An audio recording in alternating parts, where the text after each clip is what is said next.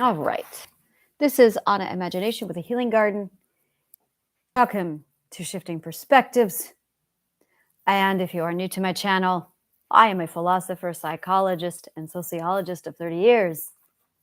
And I am coloring. Now, this is going to be my little color therapy experiment, psychological experiment. I have some blank paper, no lines, and I'm just going to tap into my inner 2-year-old in color. I want purple. Now, purple, color, color, color. Color is a frequency. It's absolutely on the spectrum. It is one of the very first things that we are attracted to as human beings, is color. And you can feel it when you're coloring, and you feel things like, that isn't the right color. Isn't that interesting how we say things like that? That's not the right color, purple. What determines the right and wrong bit of color? And, that got me thinking. I'm going, okay, why would we say that one color, purple, is right or wrong? Well, I'll tell you what it is. It doesn't feel right. So we're actually pulling colors based off of how we feel. And if the colors don't match our feelings, it hurts us. Isn't that interesting? So right now, I am feeling the frequency purple. Now, what is the frequency purple mean? Now, if you look at the chakra stones, we all know, if you look at the chakra energies, that would be the crown, the purple, the energy up here. And this is exactly how I feel about this. I feel this. I feel purple. Now, I don't want to do purple anymore. I feel more of an orange pink. That's what I'm starting to feel. This orange pink. Right now I have this gorgeous melon color, which is radical red, which isn't red at all in my opinion. It's more of a pink. It's right there, this color pink. And this is not the right color. This is definitely not the right color. I want to go back to red. Red is the grounding color. And on the color wheel, the color wheel, 3, 6, 9, 12. 12 again. There are 12 colors on the color wheel. Interesting. So if you look at the color wheel, as soon as things start to go purple, they go back to red. Now, the problem that I have is when you look at the chakras, order of the chakras, it goes purple crown, and then logically it would be grounding up here with red. Logically, according to the color spectrum, that's what would come next. So that technically when you're grounding in your base, you've also accessed your highest level of crowning. So after the crown comes the grounding, if you follow those colors according to the color wheel. And if you assume that it doesn't end and it just keeps on going, which would make a lot more sense because it goes in a cycle. So right now, this is just me communicating. This is a form of communication. This is a form of communication.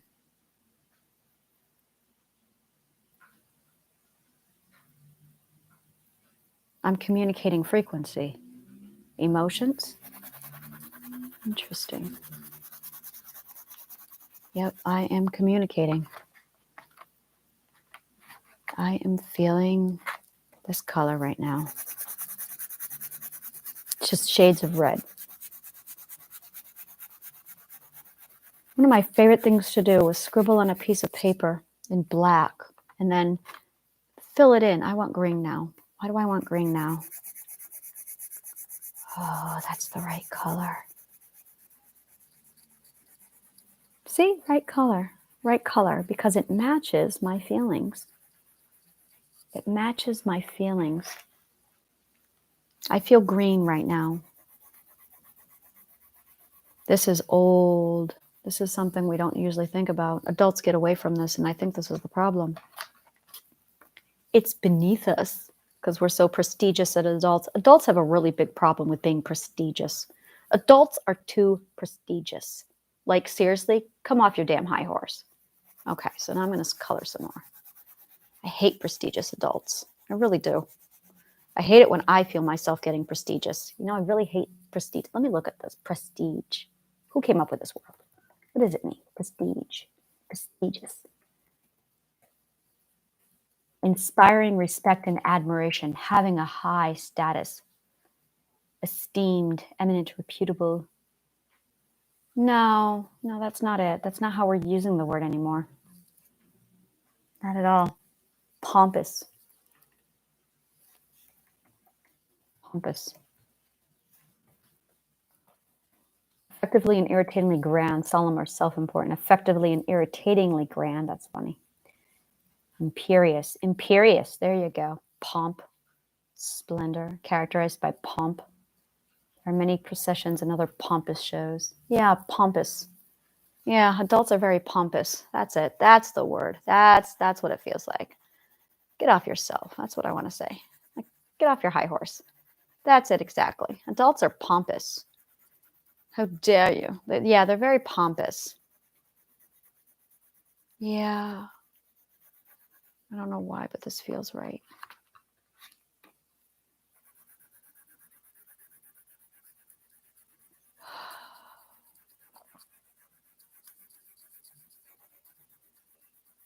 It's like we're tapping back into our energy and our emotions when we color.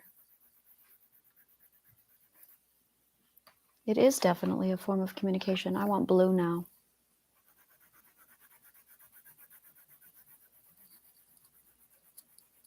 It's like I'm recording the passing of my emotions as they happen. These are what my emotions feel like right now. That's it. It's like I'm communicating my emotions. Emotions and color are definitely related. What is the relationship between colors and emotions? What is the relationship between colors and emotions? Interesting. I just want to color blue right now. I think I'll do this from now on. Just color with crayons and certain feelings. I wouldn't say I feel sad when I get to I feel calm when I get to the color blue. It's like the color of patience. I do associate with the sea and the rain, like a cleanse. Not sad.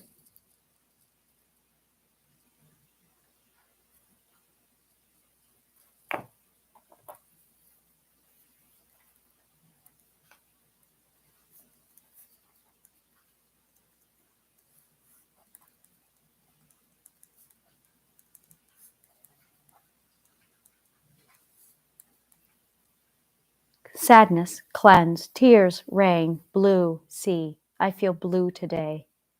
Sadness, cleanse, tears, rain. Sadness is a cleanse. Sadness is a cleanse. That's highly logical. Sadness is a cleanse. We're not allowing ourselves to get sad. We're not cleansing. It's like we're never emotionally taking a shower. That explains a lot.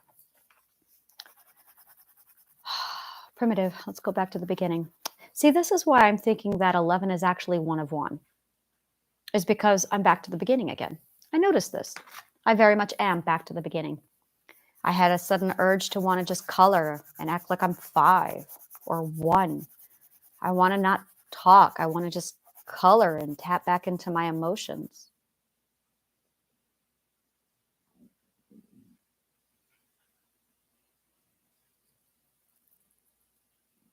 Oh. The first ethic is having nothing but emotion to the point of being completely dependent upon your emotion until you get sick of it. When you finally say, I've had enough. I value words now. You know what? I think it goes on forever. I do think it goes on forever. I think it's one of 1, 1 of 2, 1 of 3, 1 of 4, 1 of 5. I have that backwards. It's 1 of 1, and then 2 of 1, and then 3 of 1. Oh, see that?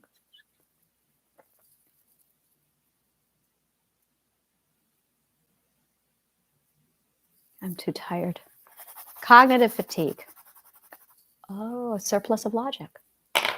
Surplus of logic. Too much logic. Oh, not enough emotion. It has to be balanced. I just came out of the 11th perspective. Yeah, I'm tired. I had a surplus of logic. Creativity is emotion.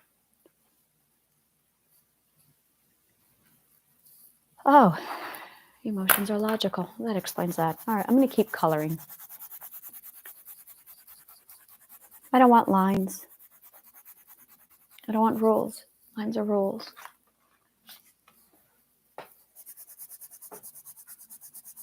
This feels really good. This is definitely like color therapy.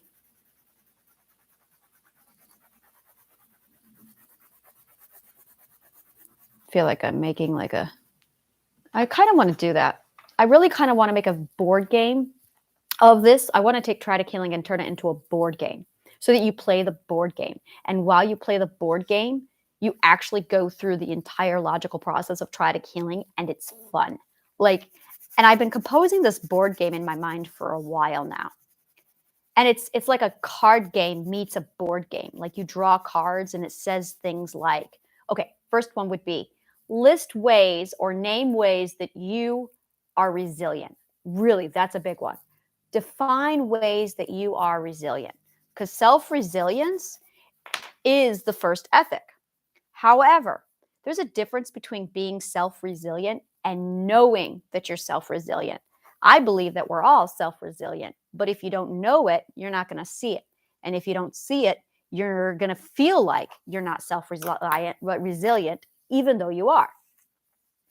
So what ends up happening is we feel like we aren't resilient. We feel like we can't do something, but we don't even know how to identify it when we see it. So if you force your brain to count down or count ways that you have been resilient, you start to undeniably see the logic of all the times that you were self-resilient. So add up all the ways that you've been self-resilient. What things have you overcome? This is important. Now, once you write a list of all of the things you have overcome, and I mean, go back to the beginning, go back to all the abuse you've ever endured, write down all of it. You have overcome that. That is self-resilience. So that now is undeniable evidence, proof of concept, where you can't deny that you have learned self-resilience. See, it's not that you haven't learned the ethic. It's that you don't believe you have the ethic. And that's the mindset. That's really the logical fallacy, is you think you have no resources. Oh, yes, you do. You just can't identify them. It's a mindset. So once you start counting your resources, once you know how to take an inventory of the self, your mind and your mindset of yourself changes. But you have to out-argue. You have to basically out-logicize your own logic skills. So you have to prove your subconscious mind right or wrong using logic. Now, the subconscious mind is highly logical. So the more you prove yourself to the subconscious mind, the more the subconscious mind is going to have no choice but to agree with you. And then it will all on its own reject any logical fallacy, which is how you cure mental illness. But you have to prove of concept to your subconscious mind that its logical fallacies are in fact incorrect and invalid. Now, the best thing about this is the beliefs that the subconscious mind is clinging to doesn't even belong to you. It's somebody else's garbage that they put into you. So all you have to do is basically prove to your subconscious mind that the argument you got from this third person, an outsider, was illogical. It doesn't even apply to you. So somebody says that you're not educated when in fact you are. So you, unfortunately, because you have low self-esteem or you believe that you're not self-resilient, you believe this person who said to you, well, you're stupid or you're not educated, when in fact you are. So if you build up, by the way, this is dialectical behavioral therapy. This is what it is. So if you build up logical evidence, proof of concept, and then show your subconscious mind, look, I am smart. Look at A, B, C.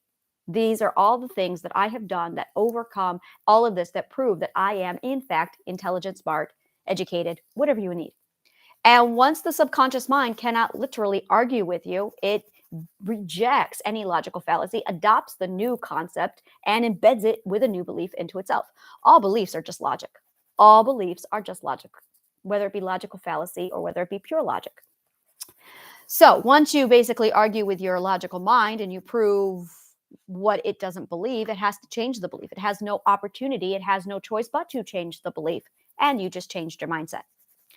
Like I said, this is dialectical behavioral therapy and psychology. But because of adult prestigious and they're pompous, they're like, oh, you have to have a certificate to prove this stuff. No, you don't. It's just fucking logic. That's them like tooting their own horn. No, it's not. Dialectical behavior therapy is just meditation and logic combined. They just like to think they're important because they're projecting their own insecurity and incompetence onto other people. Hence all the need for certifications and degrees. It's bullshit. So, color therapy. I really like blue. Apparently, I really need to cleanse today. Like I'm on a whole blue thing. So I am a very firm believer that color therapy is absolutely on the spectrum when it comes to frequency. Of course, this is science. This is physics. That's why radiation is the color red and gamma rays are the color purple or whatever they are. I have to look at the graph. But yeah, this is why we have color. Is because color is just a wavelength and it's a frequency. Emotions are a frequency. Emotions are physics. Emotional energy follows the same rule as kinetic energy. I'm actually writing that out right now. Not right now, not this moment. Right now I'm coloring. But yesterday I was writing out the laws of physics according to emotional laws of physics. It's quite extraordinary. And because emotions are so logical, they're predictable. They all follow the same law of physics. And I started to notice that we experience emotions based off of the laws of physics. Yeah, it was really awesome. That was really, really awesome when I saw that connection. So yeah, I'm going back to the beginning, to childhood, when you just feel the emotion and you project the emotion onto the color, and that expresses the emotion you are feeling. It's communication with the self. It's also a form of validation. I can definitely see the validation going on. I can feel the validation. Like, yes, my frequency right now is these many colors of blue, and I'm out of page, so I need more.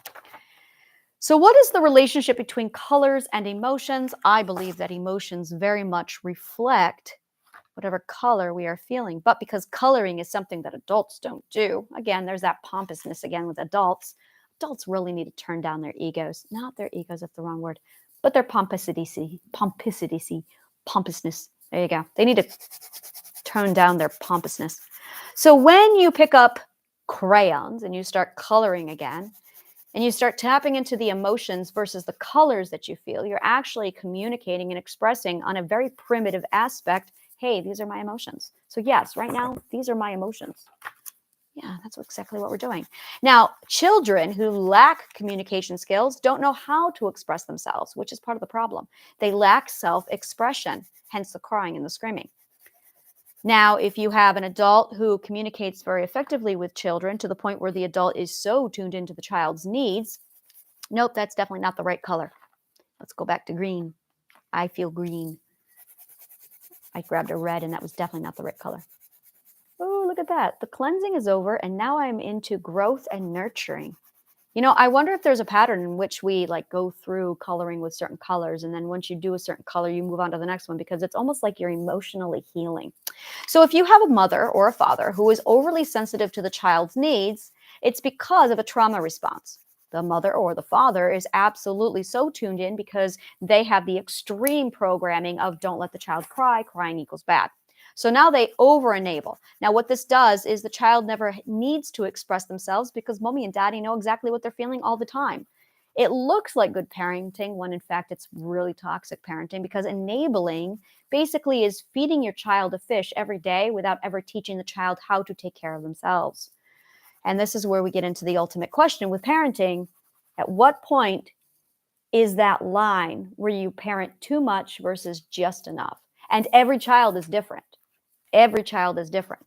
And that's what I can't figure out. That is my current conundrum, is trying to figure out where that sensitive line drawn when it comes to parenting, because you don't want to over-enable. You want to definitely protect them. You definitely want to keep them safe and nurtured and healthy. At the same time, If you take it too far, now the child is becoming codependent. So there's like this really fine balance. The problem is mommy and daddy are really ignorant with parenting and childcare. Mommy and daddy are traumatized from their own childhood, and the child can't communicate.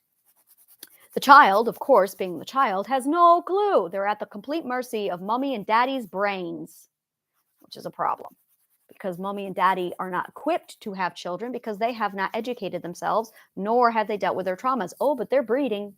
So, how to fix this problem? Think like a child. Think like a child. Become a child. So here I am becoming a child, and I am thinking like a child. If I lived in the mind of an infant where I could not express myself except through color and music, self-expression, what is going on in the early mind of development when we can't even express ourselves with words? We would use color.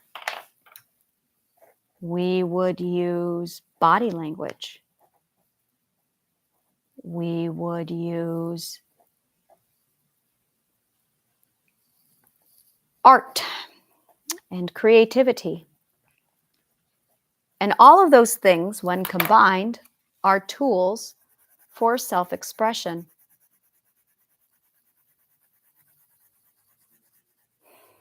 It's really hard. What do I need right now? I need soothing. Is self-expression soothing? Is self-expression the ultimate form of self-soothing? That's interesting. Because I'm feeling soothed right now. And I'm expressing myself through crayons.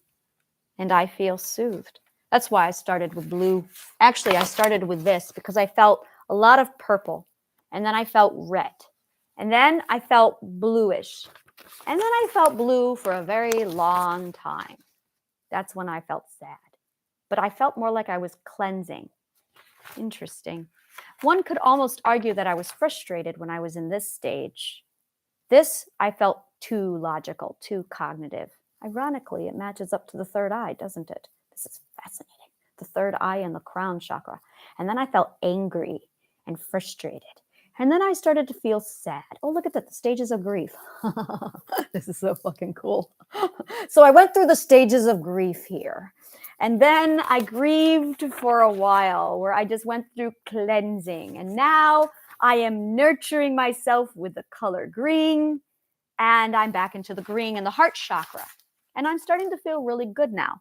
But again, we're back to the greens. The greens are beautiful. The greens is your heart chakra. It's your mother nature. It's your nurturing. It's your maternal, and it's self-soothing. And it was around that time where I said, I feel soothed. I do feel, well, I feel like an idiot.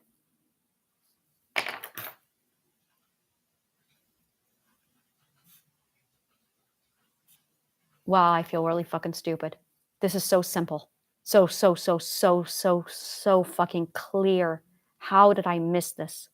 Okay. Anger. Okay, let's assume for a minute that you have cognitive fatigue. Now that could be your overwhelm. That could be frustration. That could be sleep tired. And then anger. And then I felt sad. Then I felt nurturing. This is the emotional pathway to get us to happiness. It's a process. For a 1-year-old, it's coloring. It's color therapy. It's expression. Self-expression and art creation is actually an emotional process that we put ourselves through to go through emotional management.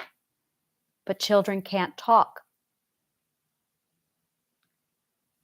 And in point of fact, when you start communicating and you're trying to problem solve with another adult, you're going through the I feel anger because, this makes me feel sad because, and then you have makeup sets, which is the nurturing part of it. You're going through the same emotional pattern that a 5-year-old does when they just color and make themselves feel better. It's the same thing we put mentally ill patients through who are in the ER or who are in a mental facility through. We give them coloring and painting because they're trying to express themselves. And every situation goes through the same order of operations: cognitive fatigue, frustration, overwhelm, emotional overload. There it is. Logic or emotional overload. So there's an overload, which then leads to anger, which then leads to sadness, which is actually a cleansing, which then leads to the nurturing, which then leads to, well, wherever it is I'm going, I'm going to continue coloring. This is fascinating. I should have colored a long time ago. And there's no lines on my paper. That is really important because I felt that. When I was coloring with my duck thing, that wasn't a duck yesterday because it certainly wasn't any kind of a bird I'd ever seen. I was sitting there feeling things like, I don't want to be in the lines. I feel the conformity. I don't want the conformity. And then I felt the pressure of having to color this duck, not a duck, a certain color to make it logically compatible with what ducks are outside. The funny thing is there's like over 500 species of duck. So technically there is no wrong answer because ducks are amazing creatures. They are the most diverse bird feather color in the world of the bird kingdom. It's amazing. So I felt too much pressure to conform when I was given coloring book lines to color into. So here I am with my color greens. And I am definitely feeling better. It's like I'm purging. No, I'm siphoning the emotions. That's what this is. I am siphoning the emotions. I am siphoning the emotions. Why do we need to siphon? It's like there's pressure buildup, pressure buildup, pressure buildup. Why do we build up emotional pressure? Emotional pressure. Emotional pressure. See, I'm thinking physics again. Emotional pressure. Do we experience emotional pressure? I would say definitely. We definitely most feel emotional pressure.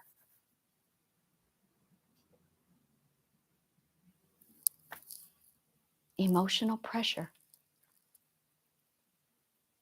I don't want to say that's physics. I want to say that's chemistry. Emotional pressure. Emotional pressure. Am I relieving the pressure? Emotional pressure. Well, that explains why it's explosive.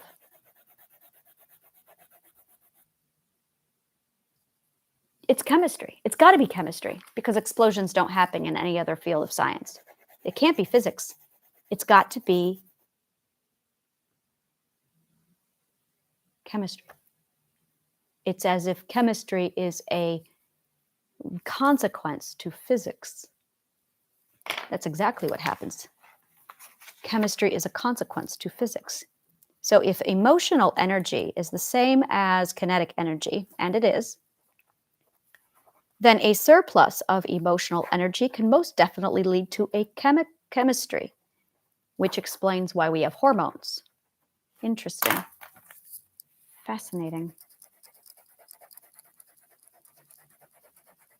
Absolutely fascinating. I love the soothing colors of green. Green, green, green, green, green. Green is my favorite color. Green is like rebirth.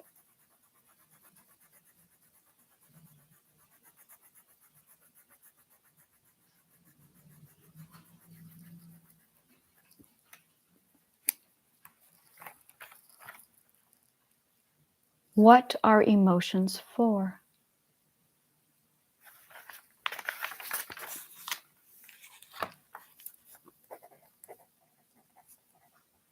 What are emotions for?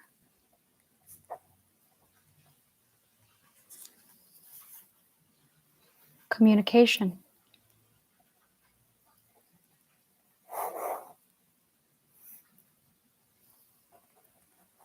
To the self. Self-communication.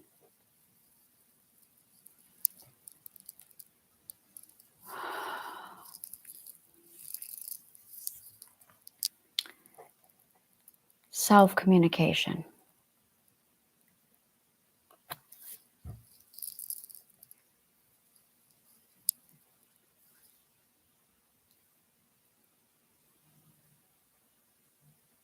Self-communication.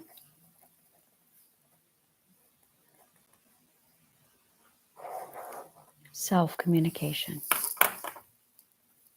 Self-communication.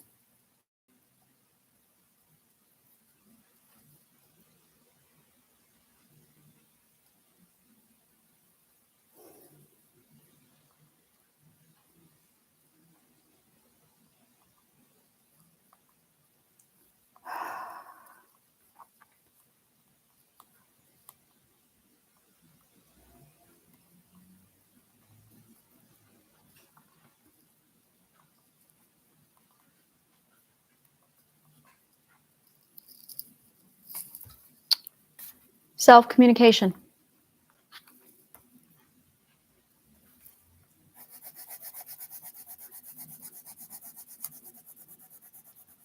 If you can't communicate with yourself,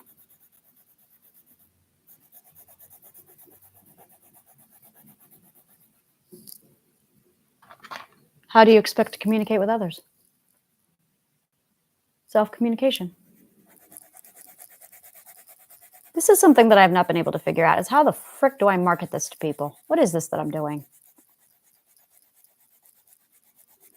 Self-communication. Self-communication. We have no idea how to communicate with ourselves.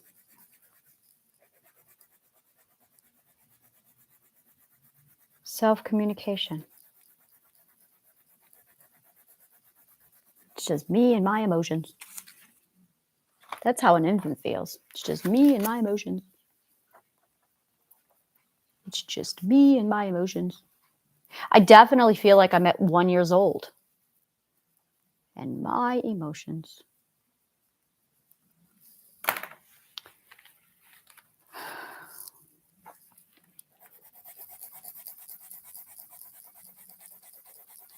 Self-communication.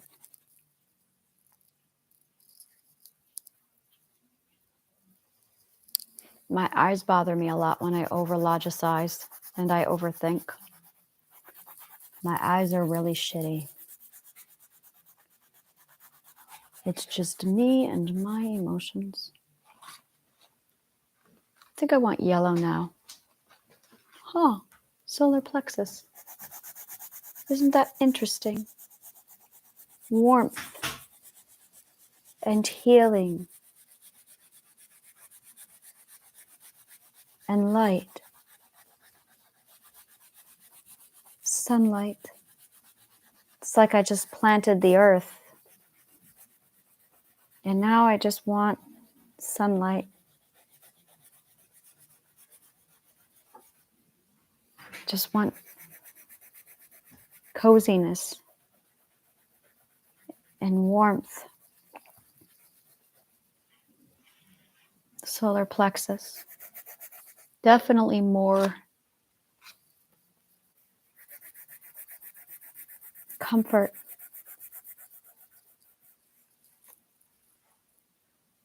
Is the solar plexus just comfort?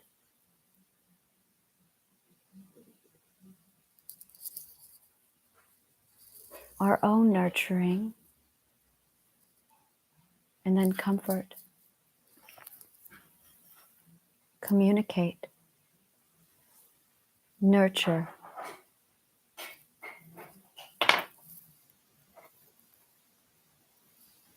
Communicate. Think. Communicate. Nurture. Comfort.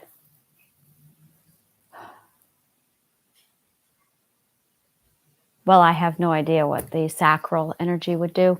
But then underneath that is grounding. So I'll get to that here shortly. Definitely. Thinking, communication, nurturing, comfort.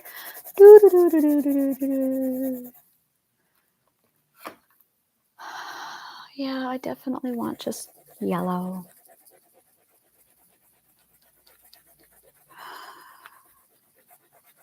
Oh, and I get to time how long this is taking. So 30 minutes. So within 30 minutes, I went from feeling sad, feeling overwhelmed, to feeling like I'm more plugged into my solar plexus now.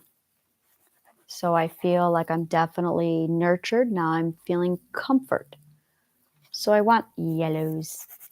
Yeah, I definitely feel comfort from yellow. I love yellow. Yellow is like, oh my God, I love yellow.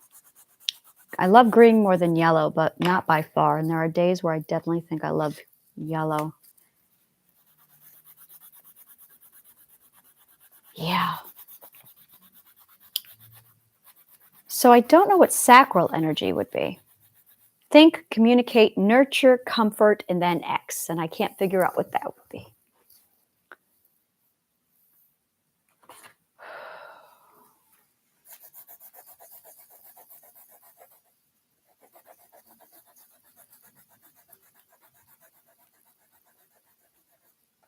Just me and my emotions. Be alone with your emotions. You know, that's it right there. I think the balance with infants is they have to have alone time. I think that's it. How to do that safely. Baby monitors. That's how you do it safely. Well, that's what the game Peekaboo is about. Peekaboo is, oh, why didn't I even think about that? Early child development. We have something called placement psychology. Permanence. It's placement permanence. It is the belief of the concept that something does not go away if you're not looking at it. When we are born, we believe that if I can't see you, you vanish, which is what peekaboo is. It teaches object placement or object permanence. Now, there's two sides to this. I think this is linked. So there's object permanence, but then oh my fucking God, this is it. This is it right here. So object permanence, there's two kinds of it. Is the belief that something stays even when you're not looking at it, which is why it is so imperative that we play peekaboo with children. And it is also attached to attachment disorders. So if you do not have the proper developed object permanence in early infancy, it will result into a significant attachment disorder later, like insecure attachment disorder or avoidant attachment disorder. It's because you don't understand that just because you can't look at something doesn't mean that it's not there. It's called object permanence. It's something I've been struggling learning myself because I didn't have this. My mother was up my butt when I was a kid. I was never allowed to be alone. So I never learned object permanence. And as a result, it developed into borderline personality disorder because I associated if I can't see you, you don't love me. If I can't see you, you don't exist. But there's a flip side to that. I'll have to look it up later. Anyway, that is something I'm definitely. Okay, let's do this logically. Object permanence, I believe that is massively linked to our ability to self-soothe. The belief that this is also abandonment rejection disorders. This is where a lot of abandonment rejection comes from, is not learning object permanence. Oh, I want to say it's object displacement. I think that's the opposite. Let's do versus object constancy. There it is. Object constancy. Object constancy is in his or her psychic and emotional interactions with the environment. So object permanence is cognitive construct and object constancy, a psychoanalytical construct, have similar origins. So it's object permanence versus object constancy. Abstract. Oh, I love abstract. They're the best. I don't want to do this right now. I want to color. But there you go. That's it. So once you understand your relationship to object permanence, if you never learn this from infancy, you're going to develop some significant problems in adulthood that do much later lead to narcissism, borderline personality disorder, and it also leads to attachment styles and secure and insecure attachment styles. It's because you never learned object permanence. And it's something that is highly overlooked in the psychologist's office when we talk to people and analyze them. Object permanence and object constancy is often not discussed. Now, the reason why is because we don't quite know how to fix this. That's one of the things that I've been putting myself through to figure out how to fix it. And what it is basically, again, being left alone with yourself. Learning that just because you are not talking to somebody doesn't mean that they're gone, that they're still there. I resolved mine about 6 months ago. And my God, getting to that point, it required conscious awareness. I had to be aware that that was something I was struggling with. And then I had to go through a series of making sure that I could soothe myself and reassure myself that somebody is still there, even though we're not communicating.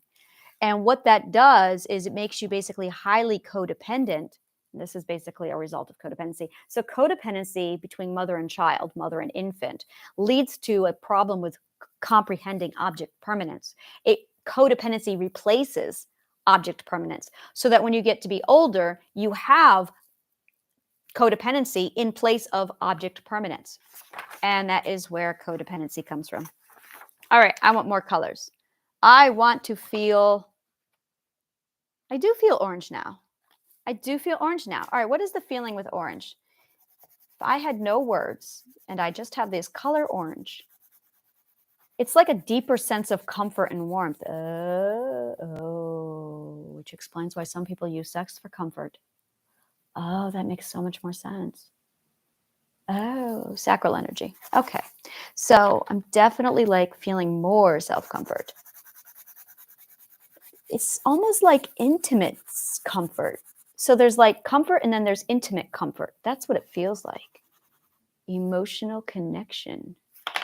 That makes sense now. Emotional connection. Yeah, so intimacy. So the think, communicate, nurture, comfort, and then intimacy. And then grounding. There we are. Now, I assume, I hypothesize, that once I reach the color red, I will feel just fine because I have allowed this siphon. These are not the right color oranges. The right color oranges. They do not reflect my emotions properly. I feel like everything on the orange spectrum in the Crayola coloring spectrum here is extreme. Either it's really, really light orange or it's really, really dark orange. And I'm like, no, I want a spectrum. This is a nice orange. This is much better.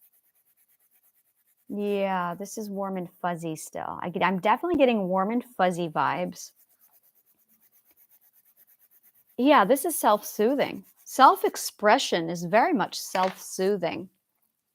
Self-expression equals self-soothing. And if we don't know how to self-express, we can't soothe ourselves, which is why people create when they're upset. Which is why so many people are out there going, create, it'll make you feel better. I don't know why, but it'll make you feel better. It makes you feel better because you are spending time alone with your emotions and you are siphoning out your emotions in such a way that you are self-expressing so you feel better. It's called emotional management. It's really awesome. And yeah, something as simple as coloring, because we never learned how to articulate emotions.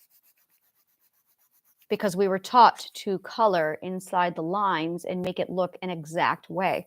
One of my biggest problems with my adult coloring books is there's an actual grid in the beginning that teaches you which colors should be put where in the coloring grid so that you color the right way. And I'm going, why are you telling me which colors? And that's something I also noticed in games like Bejeweled. If you're playing the app games, they'll tell you, this is how to problem solve, this is how to match. And I'm like, really? Do I really need this computer because I didn't move fast enough to tell me how to link 3 colored jewels that are identical together? And if you ignore it, it yells at you like, you're not doing it fast enough. And I'm like, oh my God, the pressure. This is supposed to be fun. I don't know if anyone else experiences that, but this is the stress that I get from Bejeweled and other games. I want to play a matching game. Maybe I should just get out the old cards and do it the way they used to do it back in the 80s before the apps existed. Just matching. I am. I'm going to get matching games. I don't know why, but that feels right about now. Oh, yes. There is something emotionally happening here when children color, and I can feel it now. I bet you. You can feel the same thing happening. I can see me now buying a bunch of play school toys and going through them all, going, what does this emotionally make me feel? And it does feel that way. I feel very comforted by the colors yellow and orange. They are comforting colors. They're happy sunshine yellow. And the paper's also yellow. Emotional connection, self-expression, self-soothing. So I believe the first perspective is self-expression, self-soothing. It's learning how to communicate with yourself. But we're not thinking about that because we're on the outside of the baby's mind. So all we see is baby screaming. But can you imagine being that lonely, that frustrated, that annoyed? You're trying to communicate what you need and you can't because you don't have the ability to do anything other than just feel emotions. And the disorientation and the confusion. It reminds me a lot of the seventh perspective with philosophy. When you first walk into the school, when you first start philosophy, you're confused, you're disoriented, and then they start to teach you things like ask questions, open mind, stay silent, listen, watch, observe. Children have no option but to start life like we all start life like that. You have your eyeballs, which is why our eyeballs are like zipping all over the room whenever we're infants, is because we're watching and we're observing. We are like consuming knowledge at that age. And then there's this moment, and I remember this one time, my oldest daughter, she would have tantrums because she could not communicate, or she would have tantrums because she could not stand. She would have tantrums due to self-frustration. She would just sit on the floor and scream for hours because she wanted to stand and she couldn't stand. So she would just sit there screaming. She would scream because it was just self-frustration.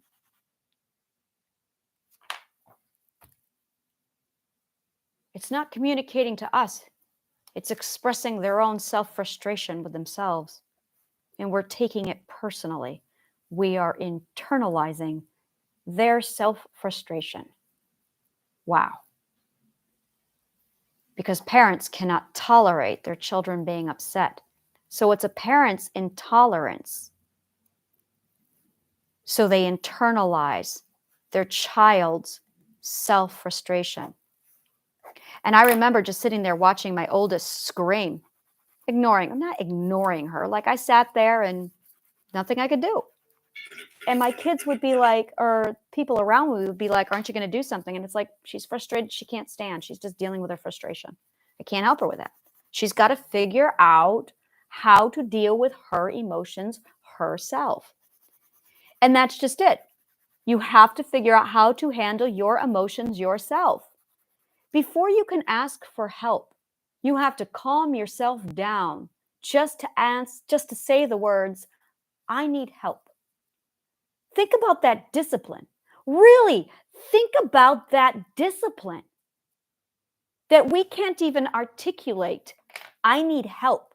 You know, I remember this one part in my favorite anime, Luffy, One Piece, where this woman, oh my God, this poor woman, she watched her mother get killed in front of her. That's normal for anime. And she was taken a slave at 8 years old. She was very good at cartography. And the people who took over her village used her to draw out maps so they could invade, and they took advantage of her. So this 8-year-old, after watching them kill her mother, took it upon herself that if she made a deal with them, and she did, she made a deal with these crooks, these pirates, that if she can buy the island back for like 100,000 berries, which is their money currency, then they would leave and she could have the island for herself. So she dedicates the next 10 years of her life to stealing money and gold from pirates so she can get 100,000 berries. She has some ethics. The first ethic is she only steals from pirates. She only steals from people who are unethical. So she gets back to her hometown. She's got the last bit of the money. She's ready to finally, after 10 years of stealing and hunting and playing both sides of this village just to appease the pirates who killed her mother, she finally has the money. Now they figure this out. So of course they steal the money from her, they rob her, and they end up beating up some of her best friends to do so. And she's like, you know what? I'm just going to do it again. Now she's emotional at this point. She's hysterical. She's frustrated. She's desperate. She starts to go a little insane with her. I'll just get more money. I did it once. I can just do it again. And she is at her limit. Now, Luffy, I love Luffy. He knows how to handle people. He just sat down and he waited. And they're like, well, aren't you going to help her? She needs to ask. So he goes and takes a nap. All hell breaks loose. She's hysterical. She's crying. She's screaming. She's punching the pirates who stole from her. They're threatening to beat her. They pull a gun on her. She's more hysterical. Her friends go and fight for her. She's screaming. She picks up a dagger and starts stabbing the tattoo on her arm that she got to prove her loyalty to the pirates. And she's stabbing this tattoo on her arm, hysterical. And Luffy sleeps through it all. Waits. She finally puts the knife down and she says, please help. There. He stands up. He gives her his hat. Really important move from that boy. And he goes and he kicks this pirate's ass and he frees her. But she had to learn emotional discipline to finally get to that point to learn. I think that's what children are doing. I think that's what infants are doing. You get left alone with just you for a year. No communication. You are an island. You just got here. You came out of your mother's womb.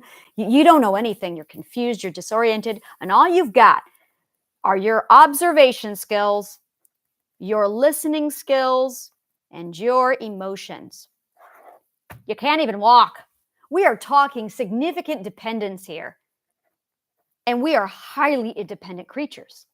So you're talking about an independent creature that can observe, listen, and feel emotions. How frustrating must that be for an infant? At what point does the infant get before they finally say, I got to calm myself down so I can learn? And I think that's the first ethic. I think that is the first ethic. I think that is it. I think you have to learn how to calm yourself down to learn. You're not going to go anywhere in life if you can't do that. You're not going to go anywhere in life. Now, take a look at all the people in your life. How many people have learned that lesson? If you have a mother who never allows you to learn how to calm yourself down, how are you going to learn to calm yourself down? If you don't learn how to calm yourself down to learn one word, help. Help. It's funny. The child learns the word no first.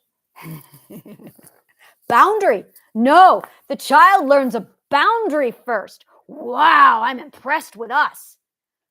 Okay, well, the first word usually is a name of the mother or the father, like mom or dad. So first we learn the mother's name. Mom. Then we learn the word no, which is a boundary. Then we usually learn the word help. That's the vital importance that we have prioritized in infancy. Mom, no, help. But at what point of frustration? So I think when you have a child who is delayed in speech, it's because they never had the incentive to learn those words. Why do I have to calm myself down? My mother's already getting me everything I ever want without me even doing anything. It's fascinating. I would almost call it a red flag if the child learns the word no first. So there you go. We have to learn emotional management before anything else. We have to learn emotional self-control. Now, this is a really fucking big deal because when we are infants, our emotions and our bodies are tiny. But we grow up and we get bigger without learning how to control our emotions. And that's the problem. I think I'm ready for red now. Yes, I'm definitely feeling like I'm done with orange. Ooh, this is a nice orange. Oh, that's the orange I was looking for. This is the beautiful orange. Look at that orange. Isn't that like that's perfect burnt orange? That's what I want. When I say orange, I don't want melon. I want orange. Instead, I got cantaloupe. I love cantaloupe. All right. I feel complete. I've got my orange. I'm going to do this orange a little longer, and then I'm going to go to red. I do feel that now. I feel a lot better. I feel grounded. Observation, listening, and emotions. So I think emotions are the pathway to self-soothing ourselves. We have to express our emotions in the right order in order to control ourselves. And we don't know how. Based on these coloring that I just did and on the 5 stages of grief, the order is communicate, nurture, comfort, intimacy, grounding. These are emotions. You have to go through the colors. It's almost like words aren't going to work here. Words are not going to work here. Words are not going to work here. Communication is not the right answer. Neither is action. I got to think about this. I had to be alone. Well, almost. You were here. Thank you. Okay, so I had to be alone. You know, every time we reach out to other people to help us with our emotions, we're projecting. Every time. And we're told, you really need to deal with your situation alone. Yeah, but how the hell do I do that? You want to say, because I was right there with you. I'm like, what do you mean self-care? How do I be alone with my emotions? Color. That's how infants do it. Color. Sit yourself down with a box of crayons and color. Express your emotions through color. Color therapy. This is the most of all the meditation, of all the things I have done. This was without a doubt the most therapeutic. Isn't that fucking weird? That of everything I have done, this is the most therapeutic. And this is a thing we're told not to do. Oh, you can't, because of pompous adults again saying you can't be a child. Watch me be a child. I just colored 6 pages. And now I want more coloring. That's right. I want reds now. And I'm feeling so much better. This is extraordinary. So yeah, color therapy. I believe that we really need to get, oh yeah, this is the color I'm going with now. This is it. This, oh yes, red is definitely it. It's more of a maroon. Self-expression, self-soothe, and you need to cleanse the emotions, an emotional cleanse. Now, emotions are logical, very, very logical. And it's like you're siphoning them off. You have to siphon off the emotions. If you don't siphon off the emotions, well, you end up with a chemical reaction. Yeah, we are not taught.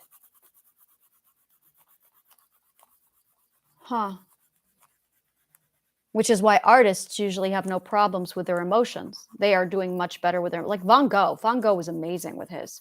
Yes, he really struggled. He had a lot. I know Van Gogh's psychology. I've spent so much time with Van Gogh's life work, going over his psychology. And him painting was actually one of the healthiest things he could have done for himself.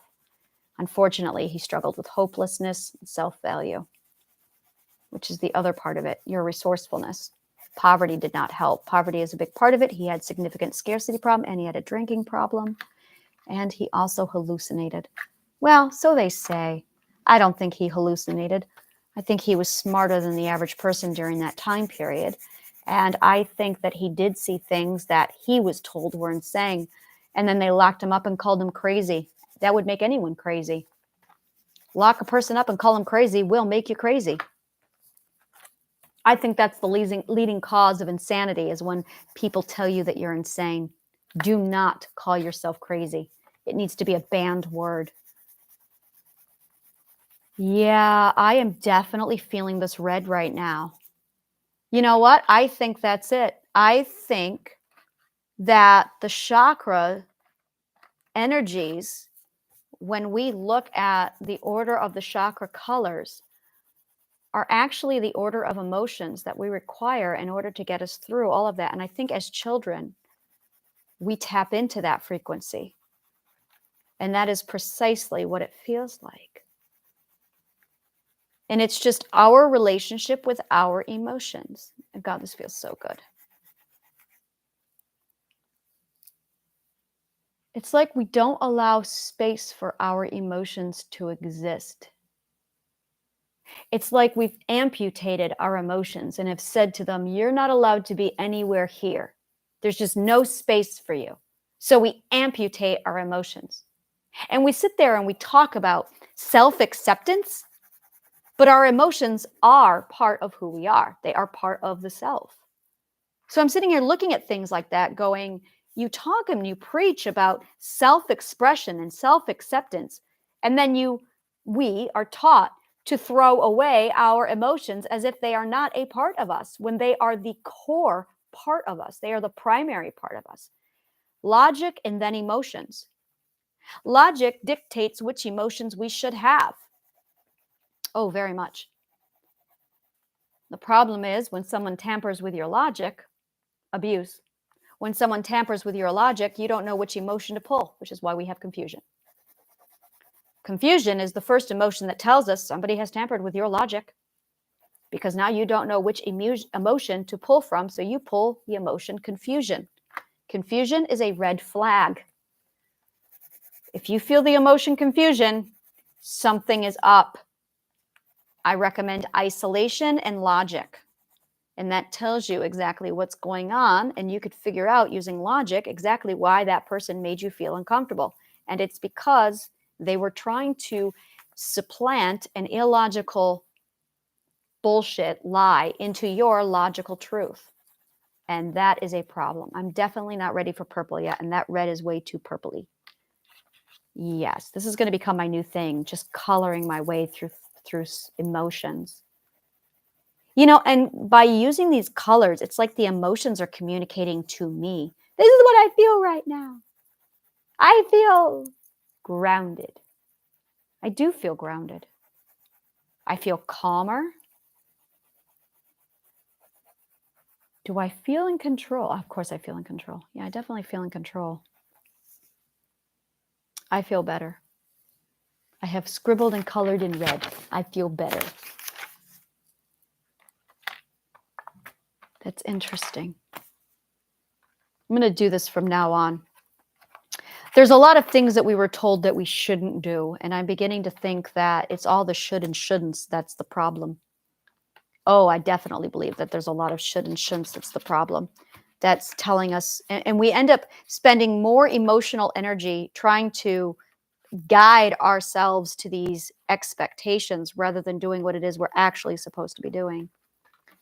And as a result, it's really messing up with our logical truth because we have emotional needs, and our society has made sure that there is no place for our emotional needs. And that's the problem. All right, I'm going to wrap it up here while I think. If you love shit like this, like, subscribe, follow, comment below. Let me know what part of the show resonated with you. And if you want to learn more about what I offer, take a look at my link tree below. Thank you so much, and may the kindest of words always find you.